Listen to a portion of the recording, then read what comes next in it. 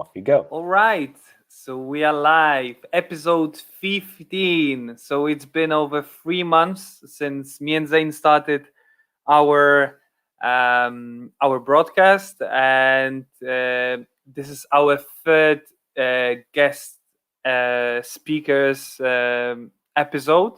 This time, I invited my good friends from my masters at Rotterdam School of Management, and we thought that it's episode number 15. So instead of inviting just one entrepreneur, we invited two of them because they created a business together. So I guess it will be really good to hear a story, actually two stories, 2 points of views about how is it to start a company with someone else, not on your own as our previous guests, but us together as mates from the same universities, from the same program. So please give warm welcome to Evgeny and Panos, my two good friends from Masters in Rotterdam. Can you introduce yourself, guys? Maybe Evgeny first because he's older. Well, yeah, hello.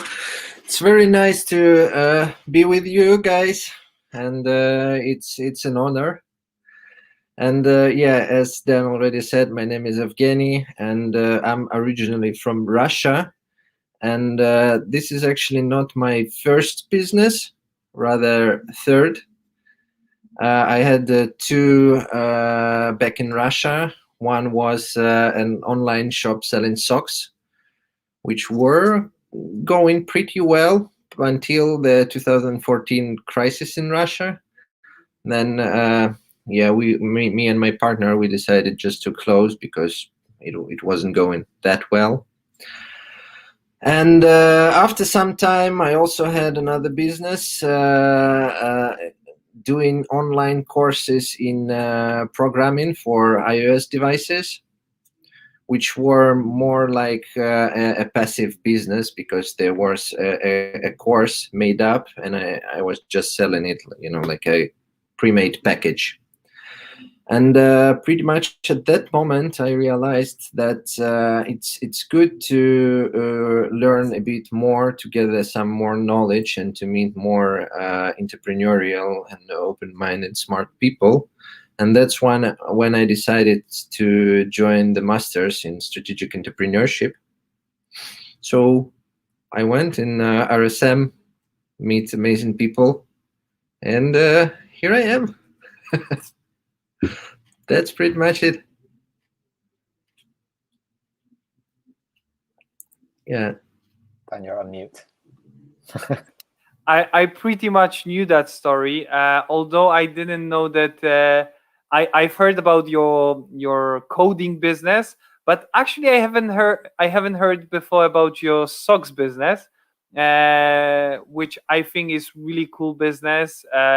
Even last year, my girlfriend, had this business idea that we should, do some sort of drop shipping of socks from AliExpress, because like the variety of socks on AliExpress is just huge, and actually quality wise, they are, I would say they are more or less the same as H&M socks. So selling them a bit cheaper and having more colors and stuff.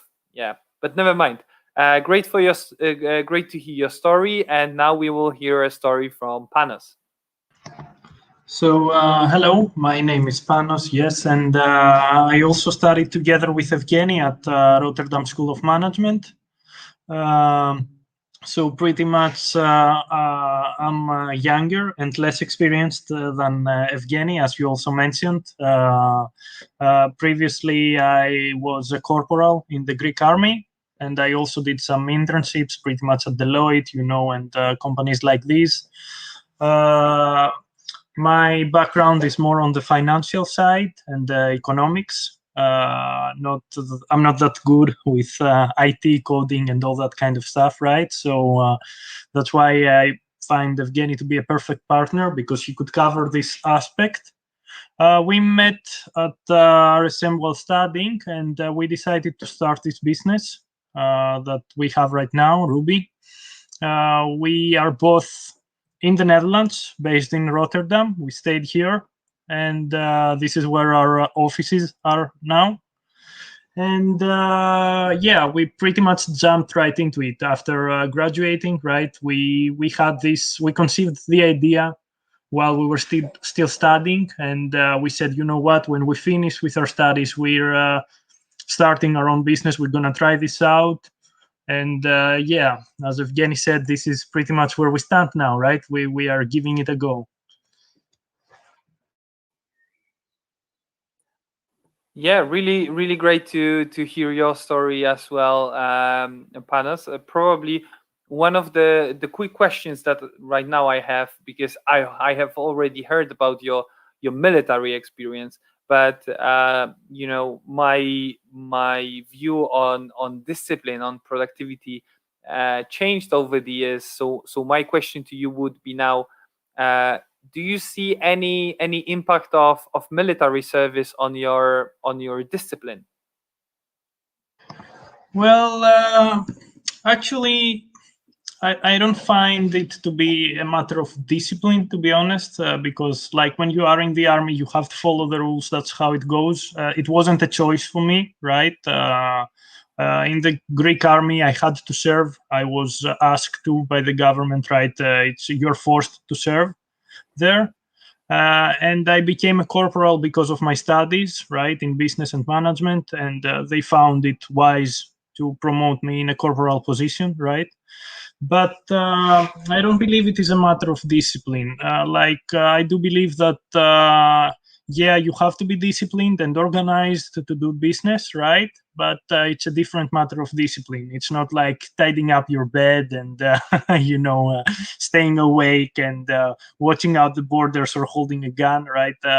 It's more like disciplined in the way that you need motivation. You don't need, you shouldn't give up, right? And you should also push yourself, because when you don't have someone on top of your head, you know, telling you what to do and giving you orders or forcefully motivating you, like you don't have a boss, you are meant to be the boss of yourself, then you also have to motivate yourself every day, right? And this is why I also believe it's good to have a partner. I believe, like, as we also studied in the university, right, most companies that start with a single person are more likely to fail. And one of the reasons, is my opinion, is literally this: you don't have literally nobody to check up on you. So if you're not accountable to your boss, at least you're accountable to yourself, but also your partners, your team, right? So I believe this is my perception on this, right? So yeah, pretty much it was a bad experience, but also educative in a way. But literally, I would prefer if I would be working more in a consulting firm or in a company, or you know, like this Big Four, or in any other company, to get, you know, industry experience. Because the army is good, it teaches you stuff, personality, it builds character, yes, but I find that industry experience is more valuable, right? But it was something that had to be done, right? I couldn't avoid it anyway. Yeah.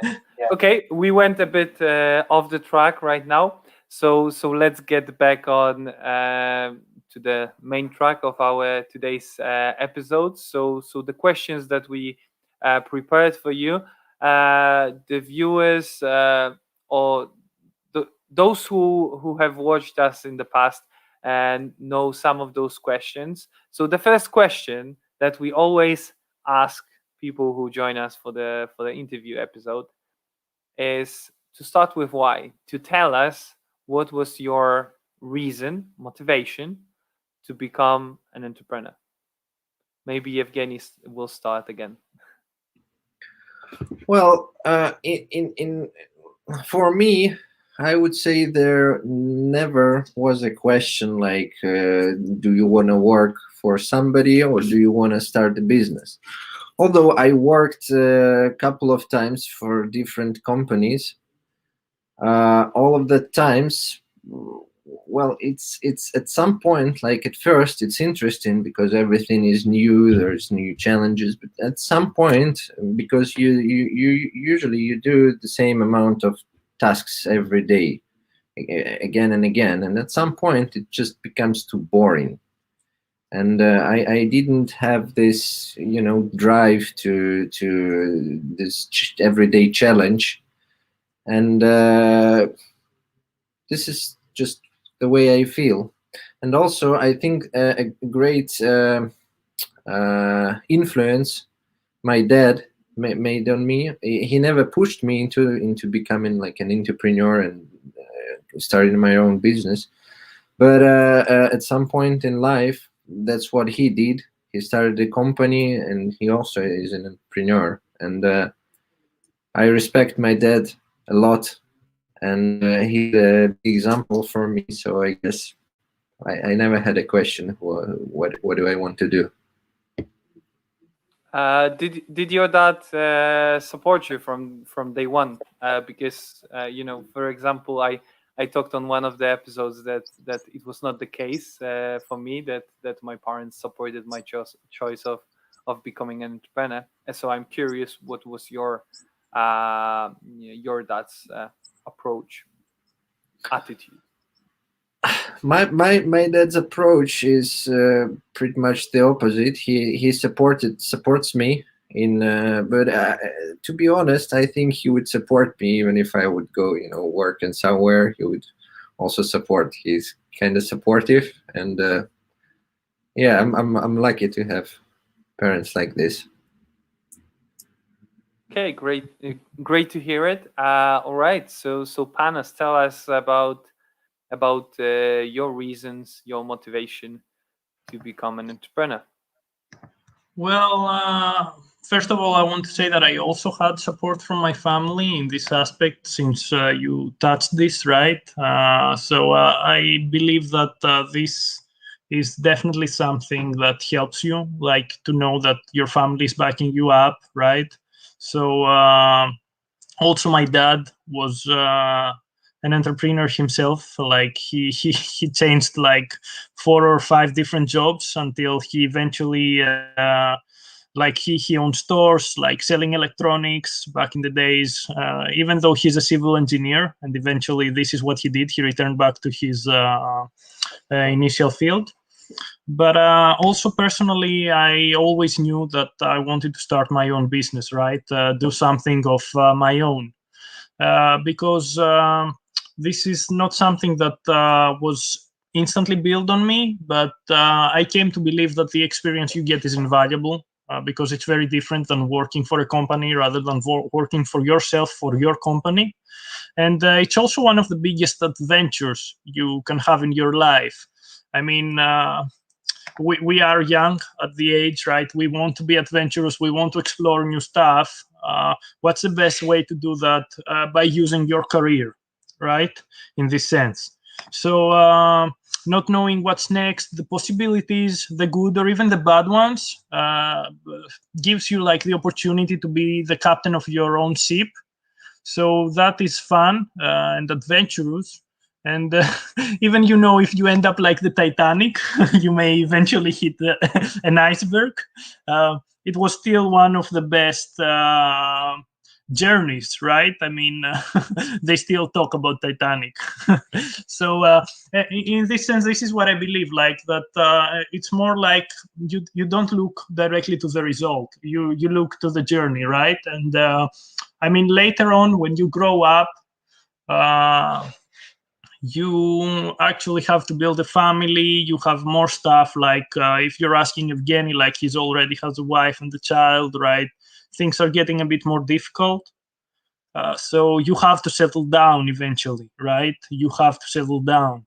So it's best to start young or continue. Like you start young and you continue, right? Because if you don't start at all and you settle, then I believe it's gonna be harder. Like I couldn't imagine myself starting my company on 35 or 40 after working a corporate career and without having this done before. Well, now, even though I sincerely hope and I do believe that we will succeed, even if we fail, right, I will take a break. Maybe I will work in a different sector, but I will do it again, right? I will definitely do it again.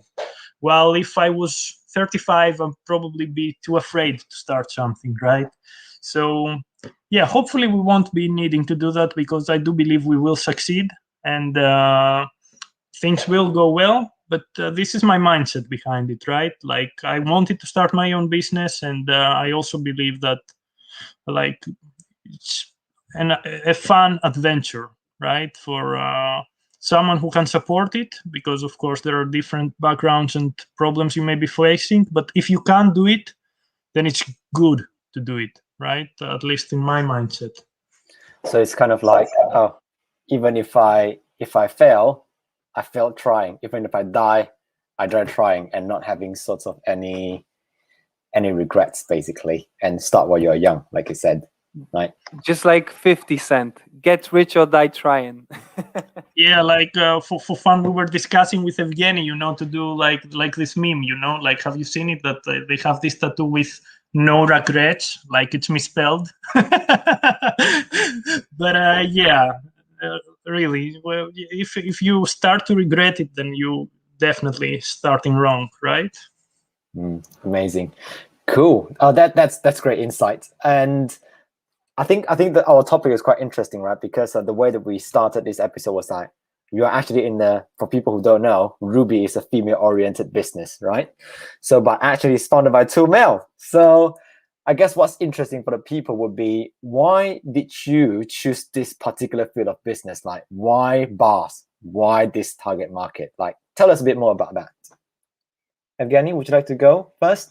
Yeah, well, during our studies, actually, we found out about the concept seed cycling, that like seeds, particular seeds, they have nutrients that if a woman eat it in a particular phase of the menstrual cycle, so it helps, to these nutrients are needed for the women's body.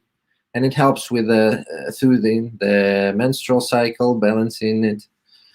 And we saw that this concept, it's working in US. There's like a number of companies doing this. There is also a company in Russia that's doing it. But in Europe,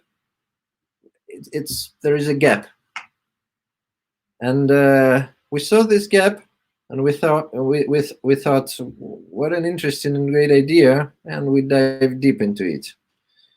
And it's interesting, and my wife is really happy about that.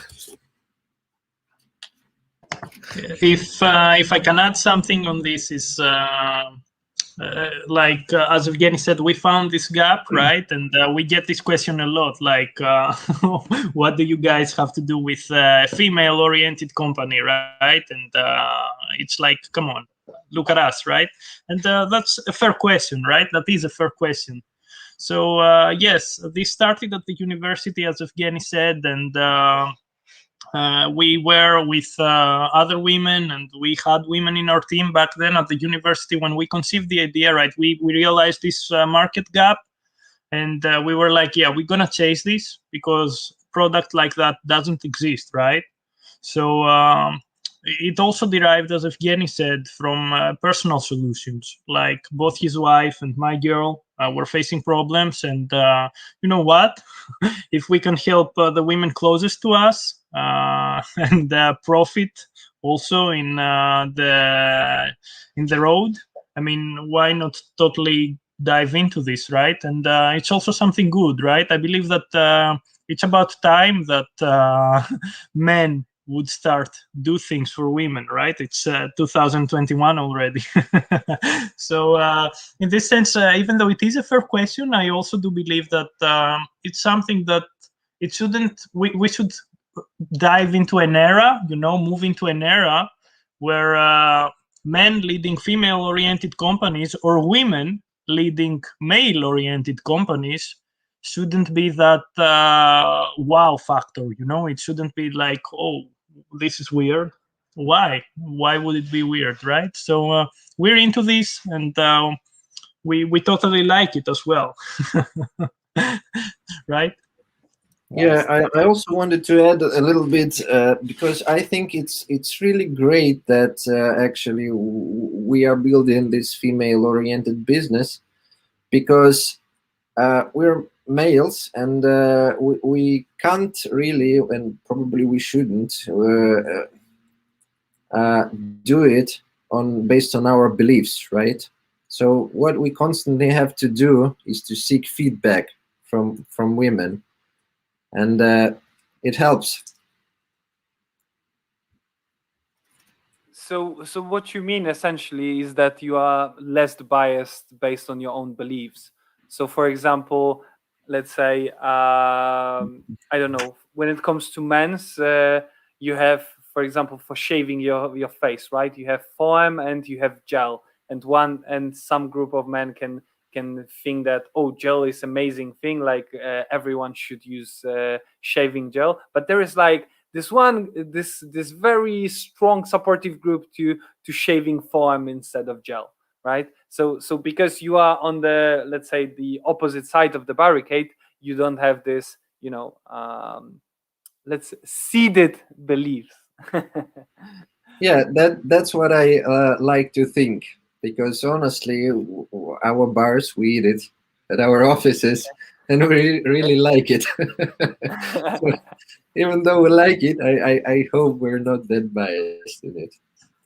Okay, Yeah, like, and since you use the example of saving foam, right? What I was trying to get across is like that so far the best saving foam I've ever tried, my girlfriend bought it.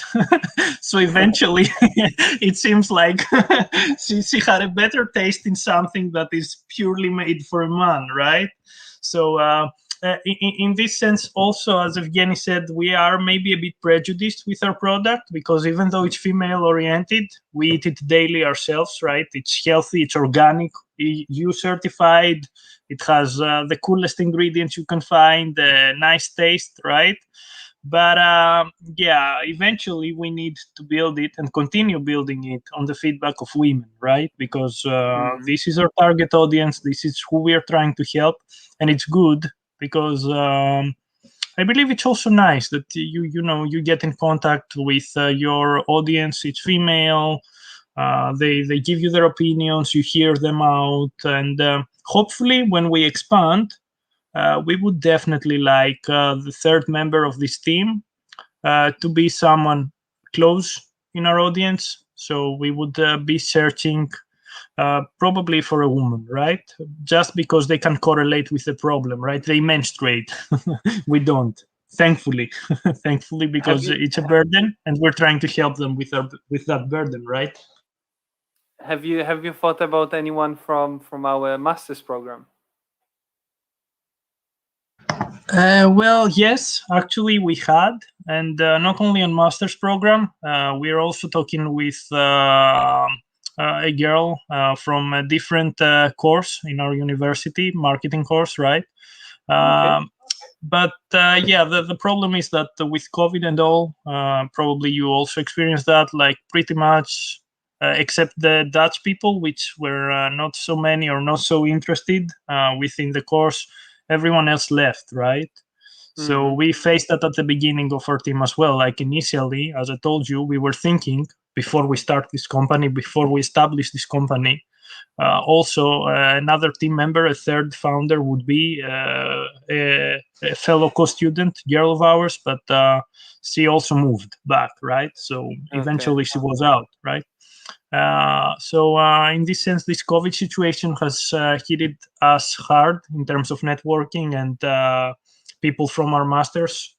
But yeah, we see every difficulty as an opportunity, right? Because maybe the third member would also be much more experienced, maybe industry related, because now we're trying to network, we're building contacts, right? So it could be an opportunity eventually instead of a burden, right? Instead of a problem. Exactly. Yeah.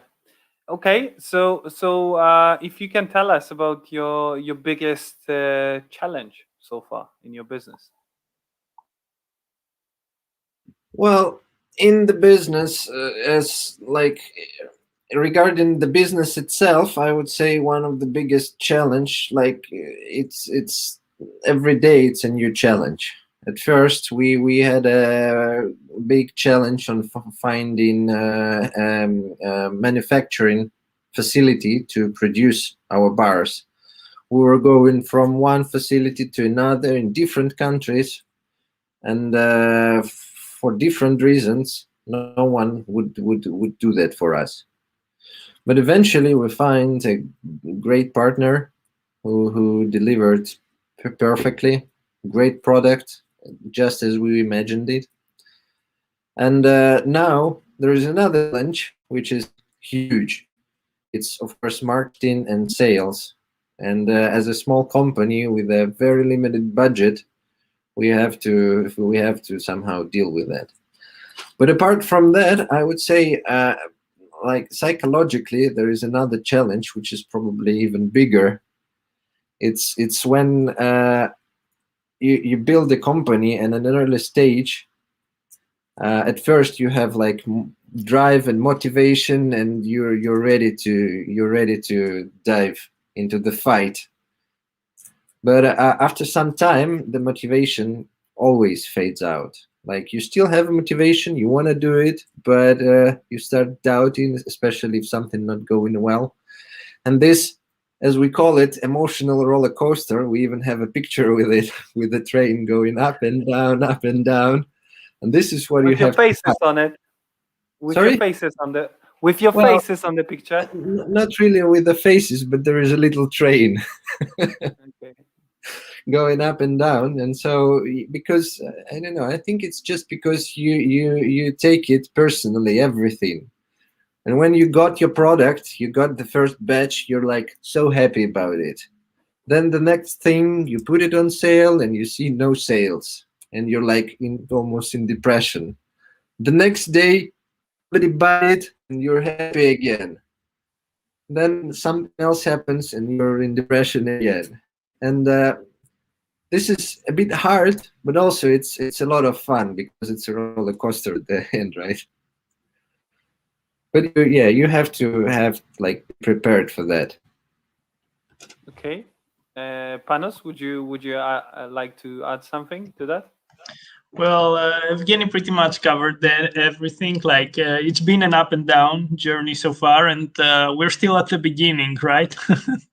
But yeah, like we faced some technical problems at the beginning, like find the right private labeling company, outsource production with a production line capable of rebuilding the product exactly as we have designed it, like shipping the product here into warehouses, getting organic certification from the control body here in the Netherlands, right?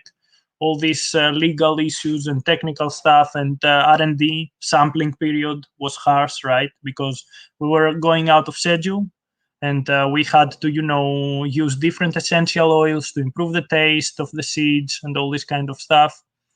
But mostly, as Evgeny said, this emotional roller coaster, as we call it, it's been the one of the funniest, but yeah, one also of the hardest things, right? Like there are some days that you literally don't want to get out of the bed. Like you're saying, I have, like, what am I doing? I just want to stay here. I just want to forget about this. Why did I even start the company, right? I just want to go back and, I don't know, work for someone. Like, I just don't want to get up, right? But there are also other days that you literally wake up before your alarm goes off.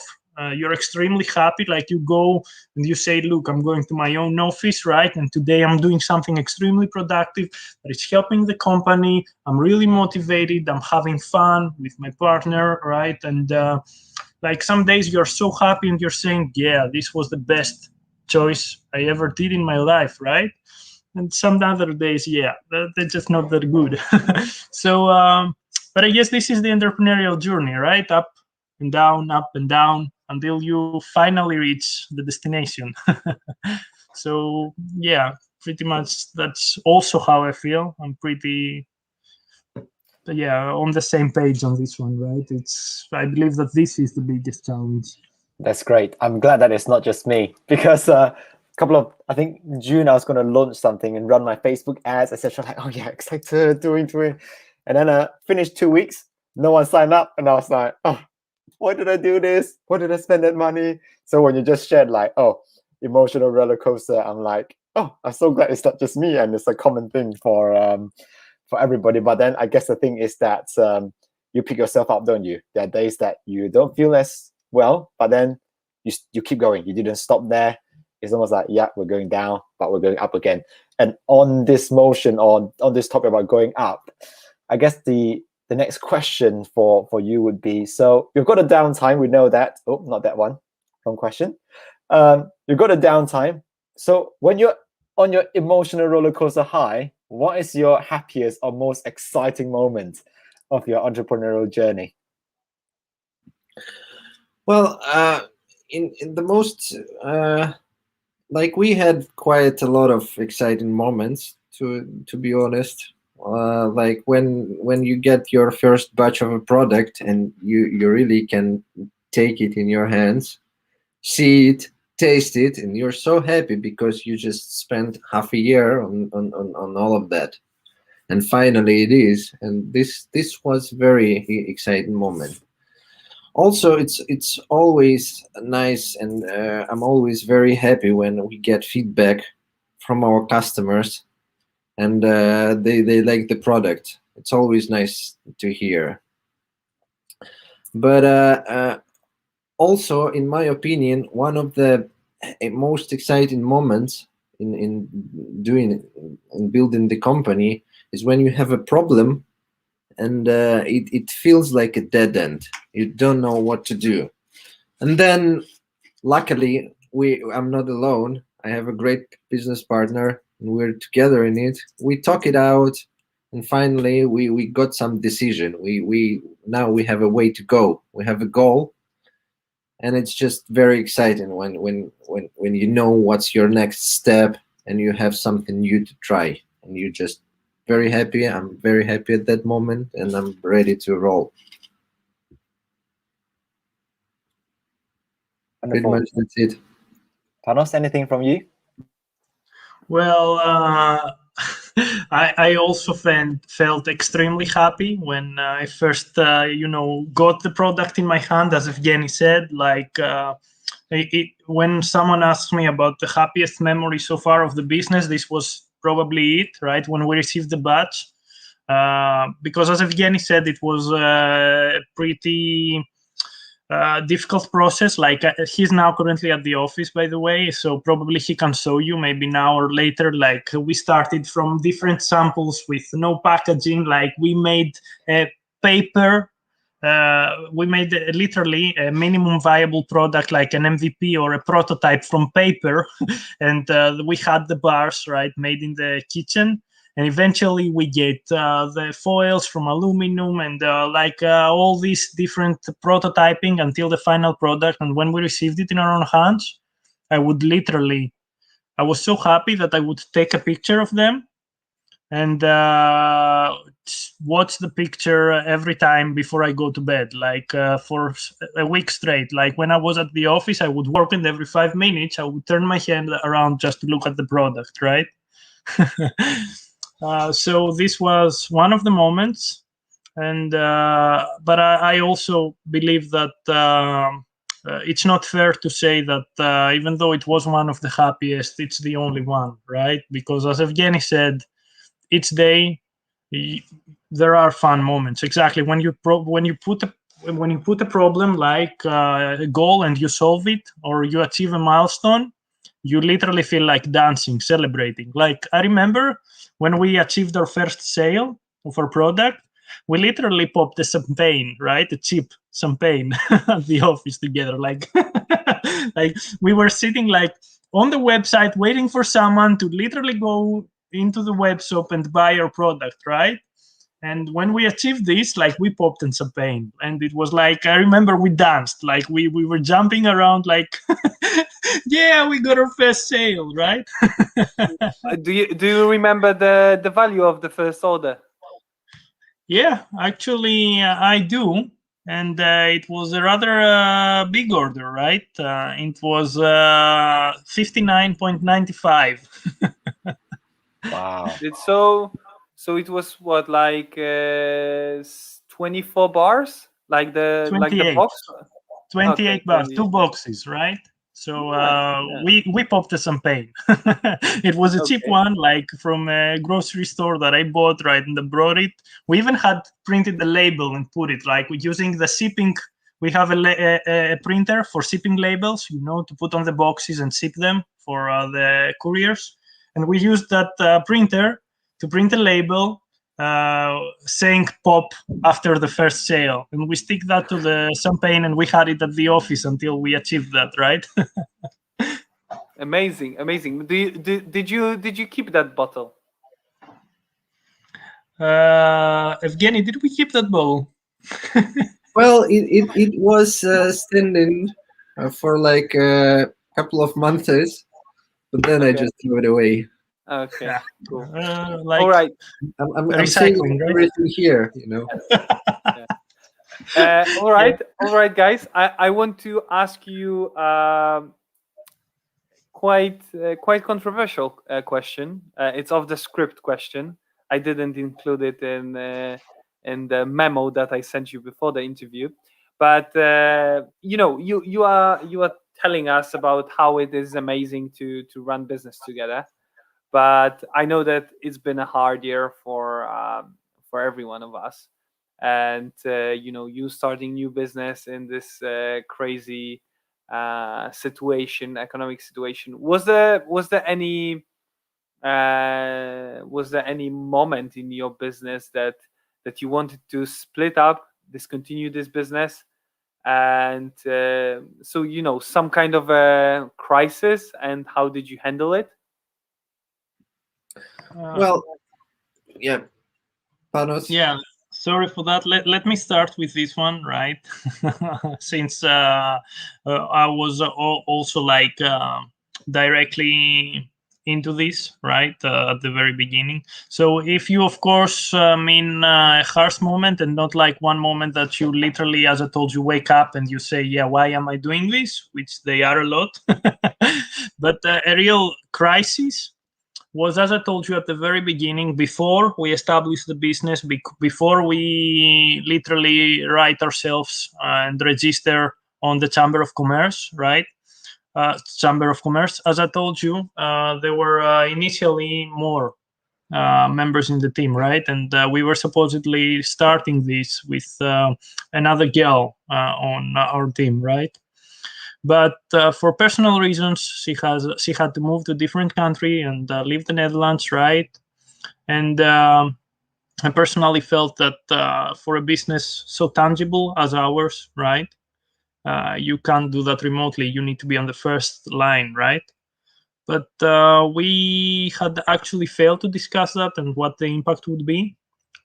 So eventually, before we even register our business, right, we lost a potential team member, and she was one of our fellow co-students. We were friends, right? So we were literally thinking, where are we going, right? We don't even have a front woman for the business right now, because look at us. Indeed, we are creating a female-oriented company. Will literally women trust a bald guy and a 30-year-old dad to talk their menstrual problems with them, right?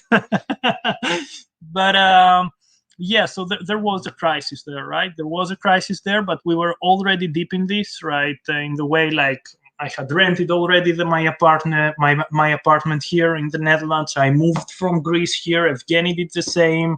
His wife relocated from Moscow, even though she had a very nice job at Morgan Stanley, and she came here. So we were already deep in this, right? So we said, yeah, you know what? Yeah, this is a throwback, right? That we have to continue this ourselves, right? But we will make it. We will do that, right? So this was a crisis that we faced, and we actually overcame it, right? We designed the product. We came to a milestone, an eventual milestone after this one, right? But also between us, what's good, it's like that afterwards, between me and Evgeny, everything has been and will be, at least from my perspective, always smooth, right? I mean, we never had an argument, and even when we disagree on something, it's literally always easily very solvable. And this is what makes the perfect team, right? To have someone who is open for You discussion. just wear gloves and you punch as hard as someone will win, right? And then you pick this person's So decision. pretty much it works like who carries a knife and who carries a gun, right? So always the guy with the gun wins, right? And this is how decision making is working within our company. But yeah, not really. Like the good thing, and this is something that I would always say to friends and family who ask me about this, and they haven't done it themselves, is like that you just can't do this alone. And if you decide to do that, you need to have a partner open to discussion. That's like one of the main traits you should have, like someone who is willing to discuss things, right? Find middle grounds, and don't argue, but discuss, right? Because this is how we solve every problem. And so far, we have never had, even at the moments of crisis or big problems, manufacturing problems, all these budget problems, everything, it went smooth because we are an awesome team, right? So yeah, I agree with that. I agree with that because yeah, we are open to a discussion, both, and I think it's very good not only to be open to discussion, but to listen carefully what your partner has to say. Because well, to have a partner, let's start with that, is crucial, I think, for survivability of the business, in my opinion. Because as an example, I like to just go straight into the fight. If there's something, like, just go and do it. And Panos, he is smarter than me, so before doing that, he researches, and then he knows the way how to do it more properly. And yeah, after that you discuss and you find middle ground and you go into. Well, yeah, like good with the compliments and all. I'm definitely not smarter or experienced than Evgeny. Like, he's the workforce behind the company. I'm like, sorry for the word, more of the talkative bullshitter guy. Like, but yeah, like we work in different ways. And I think that's also crucial, right? Because we are very different in how we work. Evgeny is more methodical, more like literally on top of the laptop, always doing something, fixing something, a small problem, even if it is a code, right? I'm more like, yeah, I'm going to research that. I'm going to make a strategy. I'm going to find what laws are behind, what are the legalities. I'm going to make phone calls. I'm going to contact people. I'm going to get good offers or orders. I'm going to research prices. While Evgeny literally is like working and working and working and building. Like, I literally feel like he's always like the engine behind the company, But so that's good that we work in different ways, in different aspects, and also we use this to separate work, right? Divide tasks and work. And this has been rather efficient so far. We did everything, at least in my opinion, very fast, right? Most companies, especially in our industry, we heard that from our manufacturers as well. Like, they have an average of launching a product of 9 or more months, right? Even with the throwbacks we had, we literally launched our product in 5. So that's rather fast, right? So that says something about efficiency, and I totally believe that this efficiency is due to the way we work and how we communicate with each other, right? Yeah, that's amazing. All right, great to hear it. Yeah. So one last question from Zayne to put the cherry on top of our of our episode. Yeah, I'm sure there are lots of people who are already learning lots. And Dan, that was a great question. I think there was a lot of value in there about partnership, working together. But just to top it off, so you both now have experience, etc. So what would be a quick piece of advice? Because we created this show to wanting to sort of like create a community for wannabe entrepreneurs, people who are thinking about starting a business. They're very early in their stages or they're thinking about it. So from your experience so far, what would you think it's a piece of advice that you would give to people who are thinking about starting a business or are very early in their entrepreneurial journey? It'd be great to hear. Yeah, actually, I would say that 3 pieces of advice I can give really quickly. Go for First it. one is just do it, like in a Nike ad, right? Just do it. You're not qualified. You don't know anything about it. Just go and do it. And the second advice is about that emotional roller coaster. Motivation will fade. That's why I believe it's very important to have goals, to set them up front, and then just to follow it. If you don't feel like it, just do it. If you feel like it, that's great. Do it 10x. And this third piece of advice would be like Sorry to interrupt you. Grant Cardone here, right? 10x. exactly, yeah. So the third piece of advice, it would be like the most, in my opinion, valuable, because it helps with the first two. When you have a partner who is open, supportive, and listening, can listen to you, that's all of that is even easier to do. Because when you don't know something, your partner also doesn't know. You're both in this. It's easier to go. When you don't feel like it, he feels like it, and he will say like, yeah, just do it. Stop whining. We're gonna do that. And you go and do. So that's my perspective. Brilliant. Panos? Well, I don't consider myself knowledgeable enough to be giving advice to people. Like, I believe that we are learning by doing currently, right? We're still on like exploring this and doing and working, right? So it's not like I'm a professor or something. But so let me rephrase the question for you. So you are meeting. So you have a time machine, and you can go 1 year back and meet yourself 1 year ago. What would be the one piece of advice that you would give to yourself? well, that's a tricky question, right? Because there are a lot of technical things that I would like to have avoided, right? But when it comes to emotional advice and like, all these smart quotes and stuff like that, well, actually, I would say I would just congratulate me for finding a good partner and just say, you know what? Just Panos, fucking stick with him, right? Because like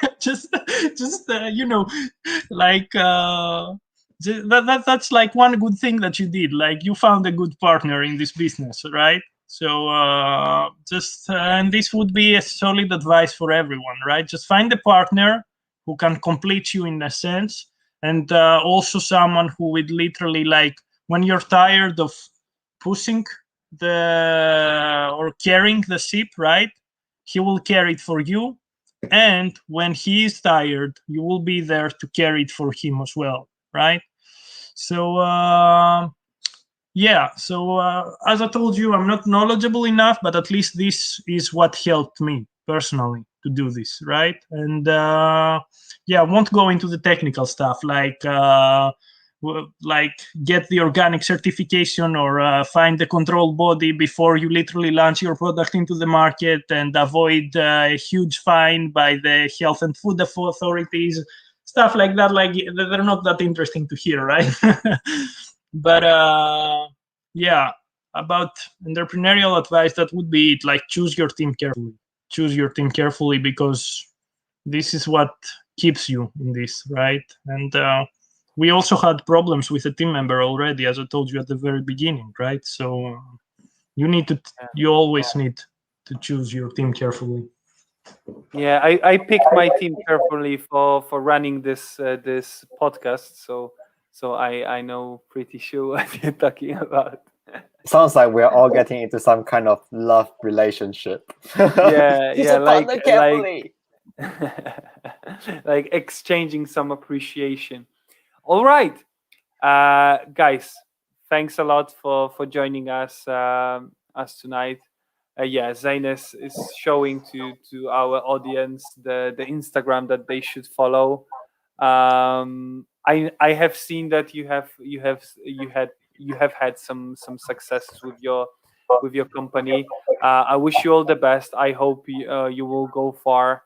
And in Poland, I will go to my local Żabka and I will find some Ruby snack bars there, and I will buy it for my girlfriend once she will be pissing me off because of her period and stuff. So we really appreciate the fact that you decided to join us for this broadcast, even though we are still early in the process. It's not a big viewership, but you still sacrificed your precious time to help us with the growth. Just a quick one, Dan, before we go off, and I think we need to finish on the hour. I think that's YouTube's restriction. But since Evgeny is in the office, could you give us a bit of show us your products, show us the display? Yeah. Show us, come on, show us. I can give you a small tour about our office. So. Sorry. Yeah. Oh yeah, now yeah. So you enter in our office. There is an amazing board. There is a packing station, and two tables, and a chair, and some printers and stuff. And this is the product. Taste 1, taste 2. There is also 2 another tastes. So not a lot of stuff to show, but that's what we have. But it's great. I think the behind the scenes is amazing because people think we start from this glamorous place, but look, that's all you guys have, right? No, definitely not a glamorous place. We have though a nice chairs like this one from IKEA for $9.99. As you can see, there is a box that is serving as a small table. So yeah, pretty nice. I like it here.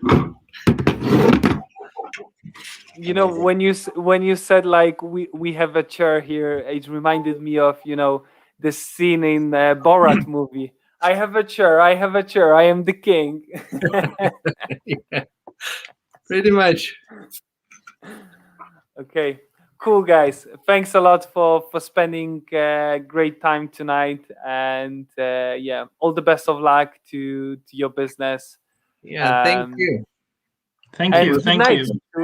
To our audience, and join us next week because from now on there will be changes to our broadcast, and we will announce them shortly on our Instagram. But for today, goodbye and have a good night.